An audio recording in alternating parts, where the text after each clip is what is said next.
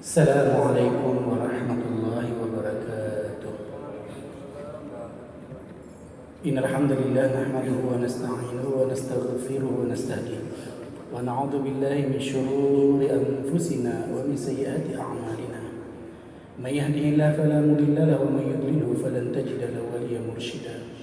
Asyhadu an la ilaha illallah wahdahu la syarika lah wa asyhadu anna Muhammadan 'abduhu wa rasuluhu sallallahu alaihi wasallam la nabiyya ba'da wa ba'd. Alhamdulillah, puji dan syukur kehadirat Allah Subhanahu wa taala atas segala karunia yang Allah limpahkan, atas segala rezeki yang kita pergunakan, atas segala kenikmatan yang kita rasakan. Mudah-mudahan semua itu tetap mengingatkan kita untuk kembalikan semua kepada Zat yang memberikannya kepada kita bersama. Jangan sampai Allah karuniakan rezeki tapi kemudian kita menjauh daripada Allah Subhanahu wa taala. Allah berikan kenikmatan, namun kemudian kenikmatan membuat kita lalai daripada mengingat Allah Subhanahu wa taala. Maka mari kita perbaiki rasa syukur kita dari waktu ke waktu. Mudah-mudahan bertambah usia kita, bertambah baik pula rasa syukur kita kepada Allah Subhanahu wa taala. Karena janji Allah itu pasti. Janji Allah tidak akan pernah mungkir. La in syakartum la azidannakum. Sungguh jika kalian syukuri, maka akan aku tambah nikmatku kepada kalian. Kemudian salam serta salam kepada qudwah dan uswah hasanah kita itu Nabi Muhammad sallallahu alaihi wasallam. Allahumma salli wa sallim alaihi. Nabi yang kita cintai dan Nabi yang kita sayangi. Dan mudah-mudahan cinta dan sayang kita ada bukti dalam kehidupan. Siapapun yang mencintai sesuatu, siapapun yang mencintai seseorang, maka akan nampak buktinya dalam kehidupan. Kalau tidak, maka cintanya adalah cinta yang palsu. Seorang ayah yang sayang pada anaknya pasti akan membela sang anak. Seorang ibu yang sayang pada anaknya pasti akan memberikan yang terbaik untuk anak. Maka itulah bukti cinta. Dan kalau kita mengaku cinta kepada Rasulullah SAW, maka mestinya nampak juga buktinya dalam kehidupan. Apakah dengan sering menyebut namanya? Sebab man ahabba syai'an aktsara min dzikri. Siapa yang mencintai sesuatu akan sering menyebutnya. Jangan sampai lisan ini tidak pernah menyebut nama Nabi Muhammad SAW dan kemudian bersalawat dan bersalam kepadanya, lalu kemudian mengaku cinta. Cinta yang mana yang membuat orang kemudian tidak pernah menyebut yang dicintainya? Cinta yang mana yang membuat orang kemudian tidak membela orang yang dicintainya? Siapapun yang cinta pasti akan sering menyebut nama yang dicintai. Siapapun yang cinta pasti akan membela yang dicintainya. Bapak Ibu sekalian yang dirahmati Allah, hadirin hadirat sidang jemaah zuhur yang dirahmati Allah. Di salah satu daerah atau salah satu tempat yang ada di Madinah, dikabarkan ada sebuah hotel di daerah Zahiriyah dibangun atas nama Utsman bin Affan. Qila, dikatakan demikian. Dan hotel itu rasanya sudah selesai sebab beberapa tahun yang lewat kemudian dibangun. Kalau seandainya atas nama Utsman bin Affan 14 abad yang lalu telah meninggal dunia, yaitu khalifah Rasul yang ketiga, rasanya mustahil. Sebab sudah meninggal 14 abad yang lalu. Kalau Utsman bin Affan yang hidup pada zaman sekarang, lalu apa yang utamanya? Apa yang luar biasanya? Sebab ada orang yang jauh lebih besar daripada itu hotelnya. Ternyata hotel tersebut dimiliki oleh Utsman bin Affan yang 14 abad yang lalu telah meninggal dunia. Dari mana datangnya? Kalau Bapak Ibu sekalian yang dirahmati Allah pernah mendengar cerita tentang paceklik di kota Madinah. Semua sumur di kota Madinah pada waktu itu kering, kecuali hanya satu sumur yang dimiliki oleh orang Yahudi yang bernama Ruma. Kalau paceklik itu terjadi pada zaman sekarang, kita tidak terlalu khawatir karena air Zam-Zam banyak sampai ke Madinah. Walaupun jauh di Mekah sana. Tapi ternyata kejadiannya pada zaman Nabi Muhammad SAW, paceklik di kota Madinah. Air hujan sudah lama tidak turun. Maka semua sumur kering kecuali satu sumur yang dimiliki oleh orang Yahudi yang bernama Ruma. Dalam kajian sirahnya sering dikatakan Bi'ru Ruma, sumur yang dimiliki oleh Ruma. Singkat cerita, oleh rumah, maka dijuallah air tersebut. Siapapun yang ingin air silahkan ambil, tapi mesti bayar. Maka ini memberatkan penduduk kota Madinah, terutama fakir miskin kota Madinah. Sehingga kemudian Utsman bin Affan datang kepada rumah ingin membeli sumur tersebut. Tapi orang Yahudi ini tidak mau menjualnya, sebab sudah terbayang untung yang sangat banyak. Tapi Utsman bin Affan juga tidak hilang akal. Ditawarlah berlipat-lipat harga sumur tersebut, tapi milik berdua. Satu hari milik Utsman, satu hari milik orang Yahudi tersebut.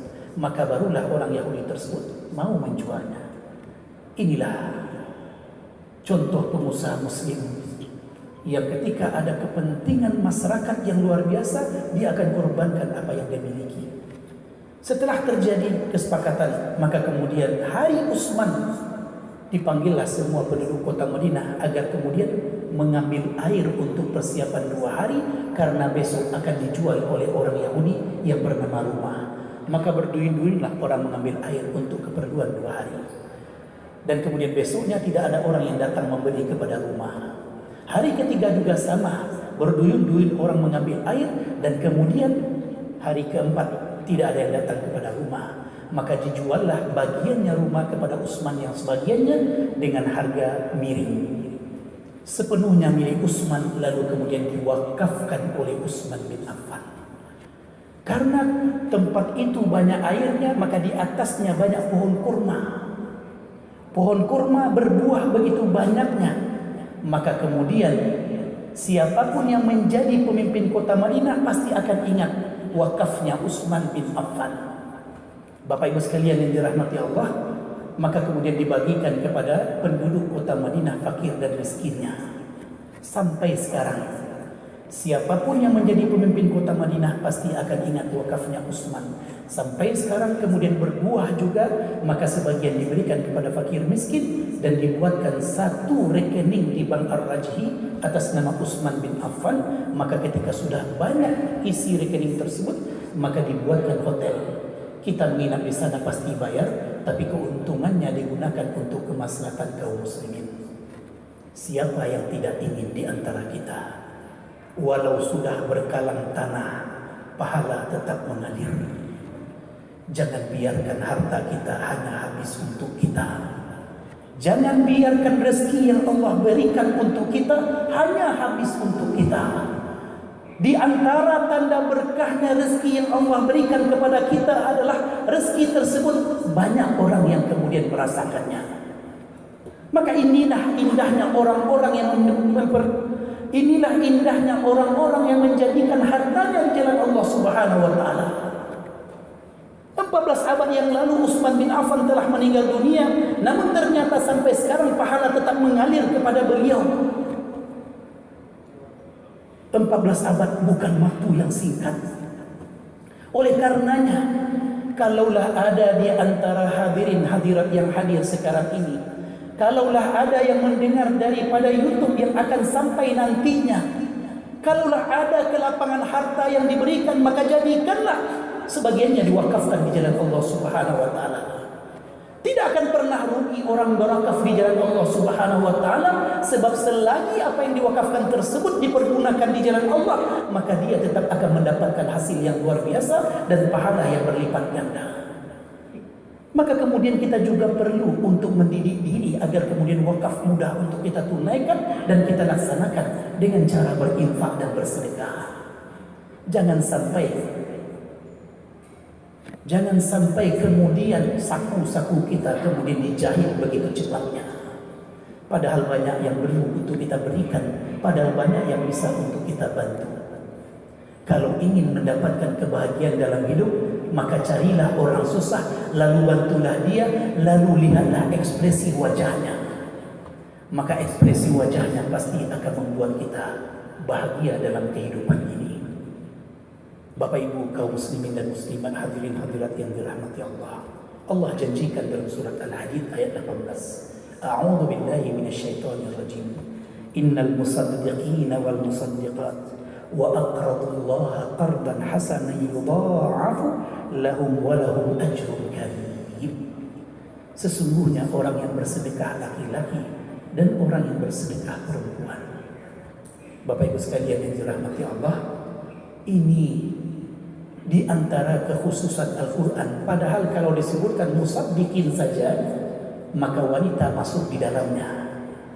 Tapi Rasul mempunyai pesan khusus kepada wanita, terutama pada hari raya Idul Fitri, agar wanita-wanita kemudian berinfak dengan infak terbaik. Maka kita katakan dalam hal ini, Bapak Ibu sekalian yang dirahmati Allah, siapkanlah harta-harta kita untuk kita berikan kepada orang-orang yang memerlukan dan untuk kita berikan di jalan Allah Subhanahu wa taala. Sesungguhnya orang bersedekah laki-laki dan orang bersedekah perempuan dan orang-orang yang kemudian meminjamkan kepada Allah dengan pinjaman yang baik, maka dilipat gandakan bagi mereka dan bagi mereka pahala yang mulia. Jangan pernah lupakan, karakter orang beriman adalah dia tetap berinfak bukan hanya pada waktu senang. Orang beriman tetap berinfak walaupun dalam keadaan susah. Alladzina yunfiquna fis sarra'i wad dharra. Orang-orang yang menginfakkan hartanya pada waktu dia senang ataupun pada waktu dia sempit. Oleh karenanya, jangan pernah bayangkan apa yang kita berikan di jalan Allah maka itu merupakan kekurangan bagi harta. Salah. Jangan pakai kaedah matematik, jangan pakai teori matematik dalam masalah ini. Sebab kalau teori matematiknya ketika kita mempunyai 100.000 lalu kita berikan kepada orang lain 20.000, maka yang tinggal bersama kita hanya 80.000. Namun ternyata Rasulullah SAW mengajarkan kepada kita, ma naqasa malun min sadaqah. Tidak berkurang harta ketika disedekahkan. Kalau Rasul yang menyampaikan tidak berkurang, pasti tidak berkurang. Lalu bagaimana cara kita memaknai ayat ini, hadis ini yang diriwayatkan oleh Imam Bukhari dalam kitab sahihnya, atau diriwayatkan oleh Imam Muslim dan juga dalam kitab sahihnya, ma naqasa malun min sadaqah. Imam Muslim yang meriwayatkan, karena Imam Nawawi yang akan menerangkan dalam kitab syarahnya. Ma naqasa malun min sadaqah, tidak berkurang harta ketika disedekahkan. Kita pakai contoh tadi, kita punya 100.000, lalu kita infakkan 20.000, maka yang 20.000 Allah lipat gandakan 10 sampai 700 kali lipat. Lalu di mana ruginya? Lalu di mana kurangnya? Yang kita berikan hanya 20.000 di sisi Allah, maka Allah lipat gandakan 10 sampai 700 kali lipat. Ambil saja yang paling kecil 10, maka di mana kurangnya? Dan kemudian kata Imam Nawawi rahimahullah, yang tinggal bersama kita 80.000, Allah berikan keberkahan. Ketika sesuatu itu Allah berikan keberkahan, maka yakinlah tidak akan pernah terasa kurang bagi kita. Cobalah lihat keluarga-keluarga yang penuh berkah, yang mereka dapatkan mungkin rezeki cukup pagi sampai petang sampai malam, ataupun juga sampai pagi, namun anak-anaknya berhasil dan sukses dalam kehidupan. Namun lihatlah orang-orang yang kadang diberikan kekayaan, kekayaannya membuat mereka bertengkar satu sama lainnya, kekayaannya bahkan menghancurkan satu sama lainnya. Maka mana yang kita inginkan? Walaupun kalaulah ada pilihan ketiga, harta banyak yang Allah berikan lalu berkah, maka tentu sesuatu yang luar biasa. Mungkin bagi Kota Padang pernah merasakan seorang yang sangat dermawan, ketika meninggalnya begitu mudahnya, dan orang yang hadir untuk memakamkannya juga dalam bilangan jumlah yang sangat luar biasa. Allah tidak akan pernah menyia-nyiakan apa yang kita berikan di jalan Allah. Kalaulah yang sedikit Allah berkahi, kalaulah yang banyak Allah berkahi, maka tentu kebahagiaanlah yang hadir dalam kehidupan kita. Bapak Ibu sekalian yang dirahmati Allah, pesan terakhir bagi kita semua, terutama bagi saya yang menyampaikan, jangan pernah jadikan harta hanya untuk kehidupan kita saja. Jangan sampai harta hanya untuk keluarga kita saja.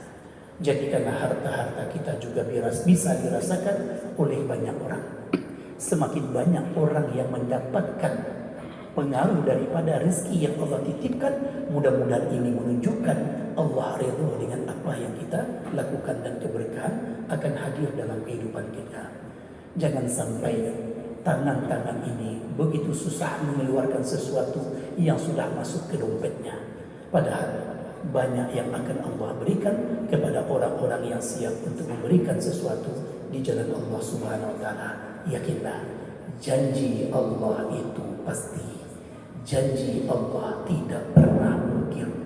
Fa'tabiru ya ulil absar la'allakum turhamun. Aqulu qawli hadza wa astaghfirullah li wa lakum wa li sa'iril muslimin. Assalamu alaikum warahmatullahi wabarakatuh.